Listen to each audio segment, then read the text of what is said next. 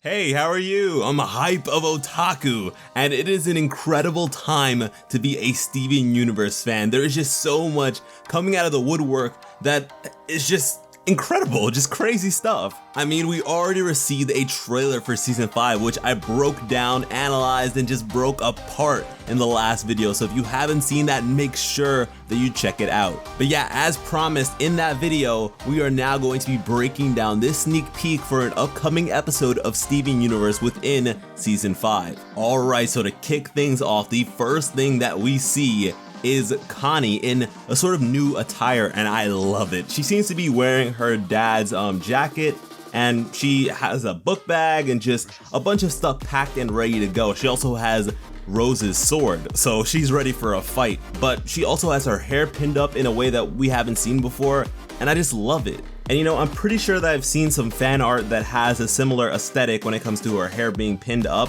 so this is really nice to see. But yeah, Connie does actually say that she is ready for anything. So it seems as though their plan is to go to Lars and the off-colored gems and check on them, because I couldn't imagine that they would be attempting to rescue them, simply because the issue of Lars not being able to go into his own head to return home still persists. And also, it's just Connie and Steven. So yeah, this is pretty much just to check up on their status. Anyways, Steven asks Lion if he's ready, and Lion does something that seems sort of out of character. He rolls over and just looks cute, and there's actually a cute chime to go along with this to convey that feeling of cute.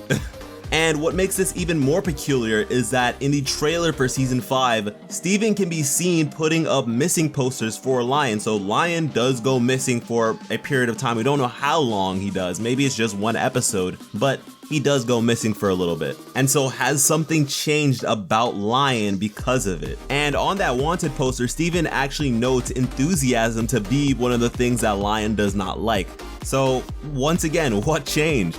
But Steven and Connie decide not to be too distracted by his cuteness, and they actually enter his main. And from there, they exit out of Lars's head. And something that hadn't occurred to me until I saw them exit out of Lars's head is that Connie sort of looks like a cross between Diego and Dora with this attire she has on right now. And I mean, that's probably a silly observation, but it just flashed in my head when I saw it. But yeah, the moment we enter this new setting, it is very clear that things have changed, especially with Lars and just his overall situation. But yeah, before we can even fully process that, we have a new gem, a totally new gem speaking over an intercom and is being displayed on a monitor. And this gem says, "I've got you now, you miserable off-colors," and Lars retorts that "You'll never take us alive, Emerald." So the name of this gem is Emerald, which I find pretty funny because she kind of looks like a Sonic OC, especially in the promotional art for this episode where we first see her. She really does look like a fan-made Sonic character, so the name Emerald is just perfect.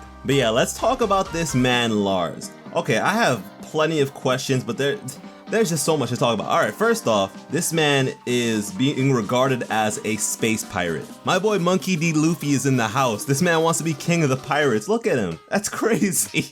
Like, how do you go from death and you have like a ripped up t-shirt to this? And I mean, gems don't wear clothes, right? So where did he get this attire? Where did he get these clothes from, this outfit? I understand the cape, I suppose, because, you know, when we first saw Jasper, she had something similar. But a belt, pants, gloves, a top, like, where did you get this, my boy? But anyways, Lars is looking fierce. That scar over his eye is just, it works perfectly, like it just sells it. But yeah, after this, at certain points, due to this being camera quality footage, at some points, the audience becomes very loud and you cannot hear what the characters are actually saying. So from here, there is a little bit of Steven speaking and we have no idea what he's saying.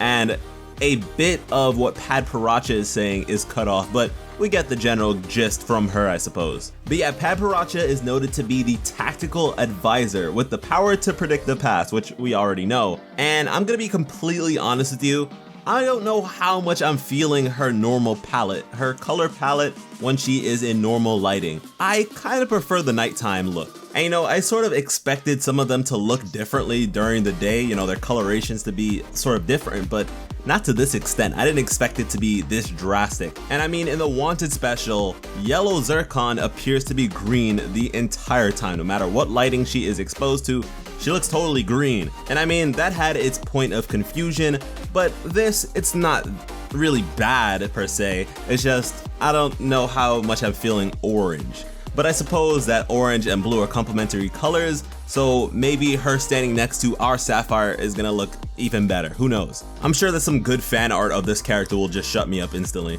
But in the next scene, we can realize that the segment of what we missed from what Pad Paracha said was Captain. So she was regarding Lars as Captain. And this just makes Steven and Connie lose their mind. They're just so excited to hear that. Captain Lars? And if you notice, Connie has the same eyes as me when I get excited, so let's go. And we get to see the ship that they are in. It is known as the Sun Incinerator. And I mean, come on, that name is so hype. That name is so incredible. Sun Incinerator, that is badass. Like, I love it. And I also think it's important to note this thing's appearance, because in the trailer, we witness what we can presume to be one of Emerald's ships blowing another ship out of the sky and having it plummet down towards a planet. Now, the ship that got shot down is not the Sun Incinerator, but this ship still is significant because we have Stevani in this ship within the promotional art for this episode. And so it is a dire situation nonetheless. And how they're able to actually procure this ship is still unknown. Maybe it is sort of like an additional smaller ship within the Sun Incinerator that they decided to pilot. Who knows? Yeah, another thing to note about the Sun Incinerator is its description. Stolen from the heart of Homeworld. The heart of Homeworld. We have the heart of the temple, but the heart of Homeworld, that is crazy. And this, I don't think that this is figurative. I think this is literal, the literal heart of Homeworld. That is the core, and I want to know more. But yeah, going back into the ship, Lars asks Floret how the engines are looking, and she says, let me check. And she is described to be the chief engineer and also a leisurely fusion of 6, which we of course know by now. Floret is the chillest grandma gem in the cosmos. Lars then tells the Rutile twins to fire up the Nova thrusters, and their description is 2 pilots, 1 gem, 0 fear. I don't know about that description. The first time we saw them, they were scared of Lars being scared of them. So, no fear, I'm not so sure. I guess they didn't have anything better for them. And oh my god, Lars is the realest. While he's telling his crew what to do, he is still talking to Emerald. Emerald is still on screen. She's just watching helplessly as this guy just takes her ship, and she expresses that, no, those are my Nova thrusters, that is my ship. And Lars doesn't even pay her attention. He doesn't even say anything to her. He just goes on to ask Rhodonite if things are clear up ahead for them. And her description is head of strategic operations, body of a star-crossed fusion. Now, the strategic operations make sense because she is just such a nervous fusion that she is definitely always going to be on a high alert for danger. And don't worry, I'm still gonna make that video on her. But yeah, guys, Emerald is not having it. She says, it was a minor inconvenience when you stole my personal shuttle and crashed it on Upsilon 9. It was an insult when you impersonated Imperial officers during a cosmic jubilee, but to steal my Sun Incinerator is unacceptable. And I mean, all the while, Lars is looking mighty smug and the off-color gems are just laughing their heads off. But let's rewind and bring it back. Let's break down exactly what she says. All right, so they stole her personal shuttle and crashed it on Upsilon 9.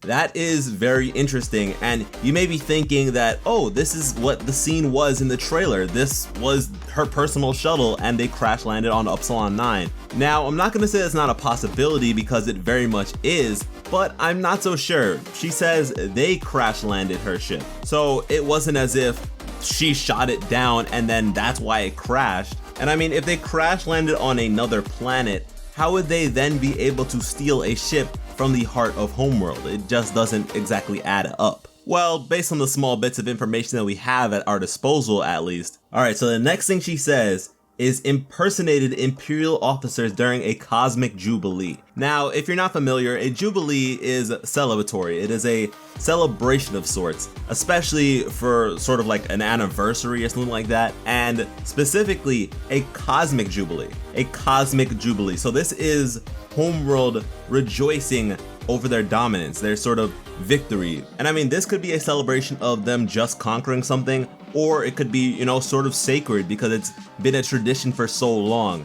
And that's what makes it a insult. That's what makes it insulting. And she specifies an Imperial officer. Woo! Imperial, I like that word. So we're learning more about Homeworld with just that little tidbit, Imperials. That's what we can call the upper crusts of Homeworld, the Imperials. I like it. But in regards to the stealing of her Sun Incinerator being unacceptable, Lars says that if it meant so much to her, that she shouldn't have left it unguarded in the docking bay of Clavia 7. And I mean, hot damn, Lars knows his stuff now. It feels as though in the little minuscule span of time that we have been separated from Lars, he now knows more about Homeworld than us. And we've been watching this show for 5 seasons now. And I mean, it's sort of disheartening. It hurts because you gotta think about it. If Steven didn't go back to Earth, we could have known so much more at this point. So yeah, it's definitely painful. But yeah, what Lars says enrages Emerald. She rebuts that there were 67 elite Citrines guarding it. And I mean, let's go. Citrines are a thing now. Shout out to my girl Kitsune Zakuro because she created a Gemsona named Citrine a while back. And guys, Lars is petty. He's just playing around with Emerald at this point. He says, "Oh, I didn't see them." No, wait, they didn't see us. And I mean, as epic and hype as this gets me, I'm kind of a bit salty because we didn't get to see this. Once again, it's that whole telling us stuff, but not showing us. I mean, information is great. I love information, but gosh darn, just show us the stuff. Like, I want to see these Citrines. How hard is it to, you know, just display them kind of hiding and sneaking behind them? Like, I wish we could have seen this. But yeah, Lars is clearly the one in control right now. Emerald is here making empty threats saying, "I'll get you. I will destroy you," saying that she'll get them herself right now. She'll blow them to smithereens. But all the while, she is sweating now and is looking in different directions, avoiding eye contact. And Lars is just like, "Good luck with that. We stole your fastest ship." Just rubbing salt in the wounds now. But yeah, Fluoride does come up from down below and says that the engines are all operational. And so Lars says to the twins of Rutile to engage hyperspeed. And once again, Lars just has Emerald on the comms, listening and seeing everything that is happening inside of the ship.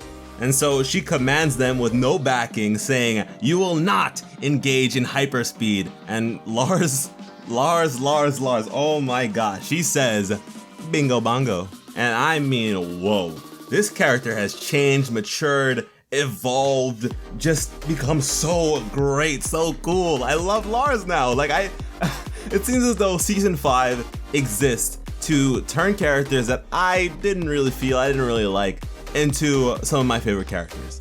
It seems as though they want to do that with Lapis. They want to change me. They want to turn Hype of Otaku into someone else, someone who likes Lapis. I already like Lars now, just based on this one little clip.